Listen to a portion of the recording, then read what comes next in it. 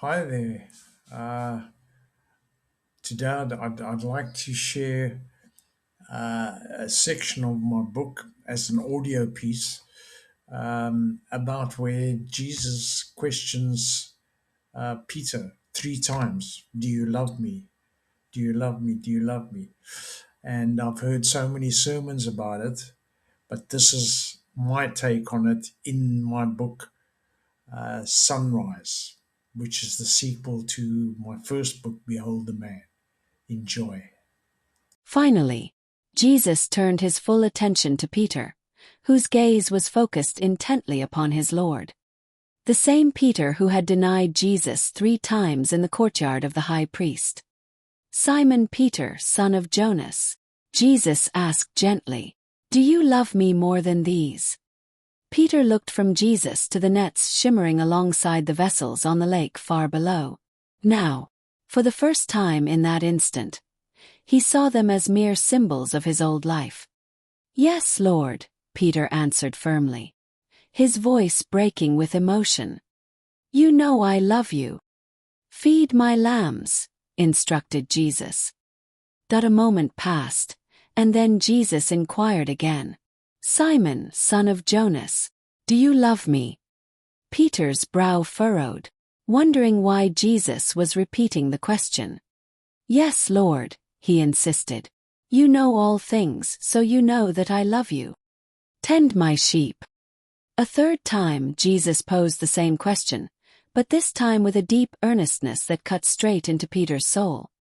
"Peter, son of Jonas, do you truly love me?"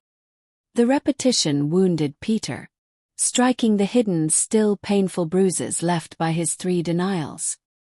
"Lord," he gasped, fighting the burning deep within his chest, "you know everything. You must know that I love you." "Feed my sheep," Jesus commanded, his voice now tinged with both comfort and ultimate charge. With the commission given and forgiveness complete, Jesus got to his feet, smiled at them, making eye contact with each one in turn, including the centurion.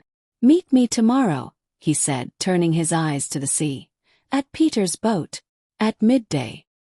And with that, he vanished from their sight, leaving behind the stunned silence of his disciples in the warm mid-morning sunlight. The walk back down the mountainside was silent as each man processed every aspect of the fantastic encounter. Halfway down the path, Peter stopped the group, grabbing Andrew's arm. "Wait," Peter murmured, a look of startling clarity washing over his face. He glanced first at James and then at John. "Did you hear him?" Peter asked, his voice shaking slightly. John and James exchanged questioning glances before John replied on behalf of the group. "What are you talking about, Peter? The Master said many things up there.